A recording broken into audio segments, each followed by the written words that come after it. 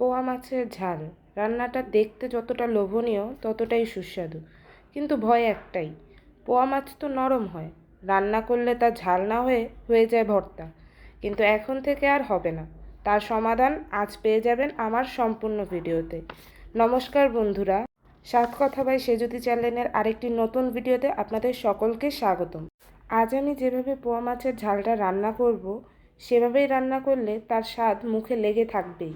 তো চলুন দেরি কিসের, আজকের রান্নাটি শুরু করা যাক। রান্নার প্রথমেই মাছে লবণ ও হলুদ দিয়ে মাছগুলোকে মেখে নেব। মাছগুলোকে সুন্দর করে মেখে 2 মিনিটের মতো রেখে দেব। চুলোতে কড়াই বসিয়ে দিয়ে দিব সামান্য লবণ। লবণটা এখন আমি সুন্দর করে ভেজে নেব। এতে লবণ ভাজার পাশাপাশি কড়াইটাও ভালো করে গরম হয়ে যাবে। মাছ ভাজার আগে আমাদের কড়াইটা কিন্তু ভালো করে গরম করে নিতে হবে, তা না হলে মাছ লেগে যাবে। আর পোয়া মাছ তো এমনিতেই নরম হয়, একটু বেখালি হলেই পোয়া মাছের ঝাল না হয়ে হয়ে যাবে ভর্তা।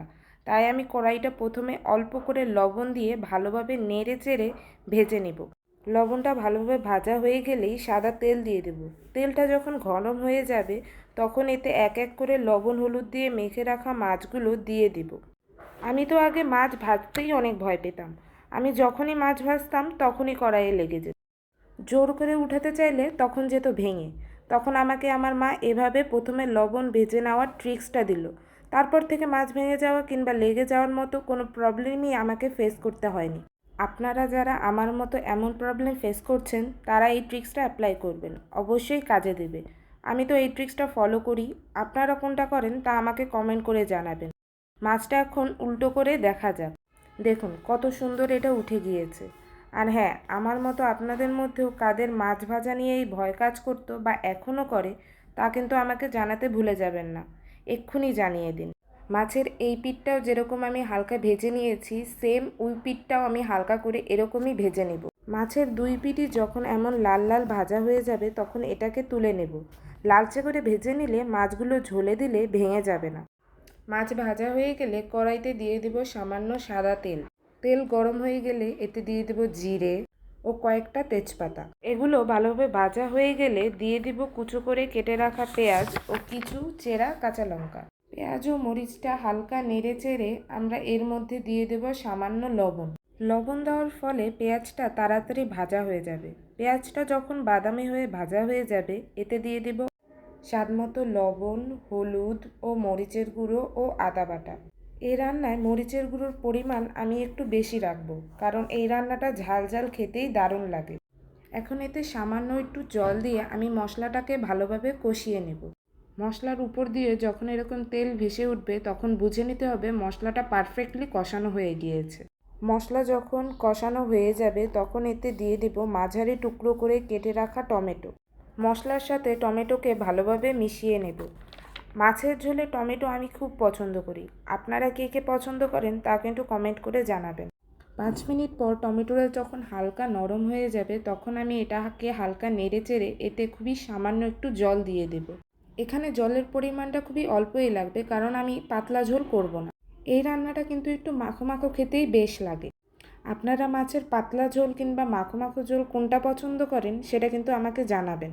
যতক্ষণে মাছের ঝোল ফুটছে ততক্ষণে আমি একটা চুলোতে একটি গুঁড়োর মশলা তৈরি করে নেব। তার জন্য চুলোয় কড়াই বসিয়ে দিব। কড়াই গরম হয়ে গেলে আমি এতে দিয়ে দিব কিছু জিরে। জিরেটাকে এখন আমি মাঝারি আঁচে কিছুক্ষণ ভেজে নেব। জিরেটা যখন হালকা ভাজা হয়ে যাবে তখন এটাকে আমরা গরম গরমই গুঁড়ো করে নেব। গুঁড়ো হয়ে গেলে একটি বাটিতে এটাকে আমরা তুলে নেব। ঝোলটা যখন টকবক করে ফুটে উঠবে তখন আমরা এতে ভেজে রাখা মাছগুলো এক এক করে দিয়ে দেব।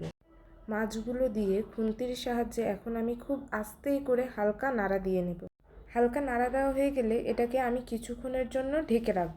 10 মিনিট পর ঝোলটা যখন এরকম টকবক করে ফুটে উঠবে তখন আমি জিরের যে গুঁড়ো মশলাটা তৈরি করে রেখেছিলাম এখন এটা উপর দিয়ে দিয়ে দিব। জিরে গুঁড়ি দেওয়া হয়ে গেলে এটাকে আমি খুন্তির সাহায্যে নাড়া দেব না। কড়াইটাকে এরকম ধরে হালকা ঝাঁকিয়ে আমরা মশলাটা মেশানোর চেষ্টা করব, কারণ খুন্তি দিয়ে নাড়া দিলেই এই সময় মাছ ভেঙে যেতে পারে। গুঁড়ো মশলাটা ঝোলের সাথে ভালোভাবে মেশানো হয়ে গেলে উপর দিয়ে আমি কুচো করে কেটে রাখা ধনেপাতাগুলো দিয়ে দেব। ধনেপাতাটা উপর থেকে হাত দিয়ে ভালোভাবে ছড়িয়ে দেওয়ার চেষ্টা করব। তারপর খুন্তির সাহায্যে খুব আলতোভাবে ধনেপাতাকে আমি ঝোলের সাথে মিশিয়ে নিব। এটা ঝোলের সাথে খুব ভালোভাবে মেশানো হয়ে গেলে এটাকে আমি 2 মিনিটের জন্য ঢেকে রাখব। 2 মিনিট পর দেখাই যাচ্ছে আমাদের মাছটা একদমই হয়ে গেছে। এটাকে এখন আমি কড়াইয়ের সাহায্যে হালকা নেড়ে একটি বাটিতে তুলে নেব। আমি রান্নাটা খুব কম মশলা দিয়েই রান্না করেছি। এটা কোনো ঝামেলা ছাড়াই আপনারা আপনাদের বাসায় রান্না করতে পারবেন। আজকের ভিডিওটি ভালো লাগলে লাইক ও শেয়ার করে দেবেন। আর যারা এখনও চ্যানেলটি সাবস্ক্রাইব করেনি তারা তাড়াতাড়ি করে ফেলুন, যাতে আমি যখনই আপনাদের মাঝে কোনো মজাদার রেসিপি শেয়ার করব তার নোটিফিকেশান যেন প্রথমেই আপনাদের কাছে যায়। আজকের জন্য এতটুকুই। দেখা হবে অন্য কোনো দিন নতুন কোনো রেসিপি নিয়ে।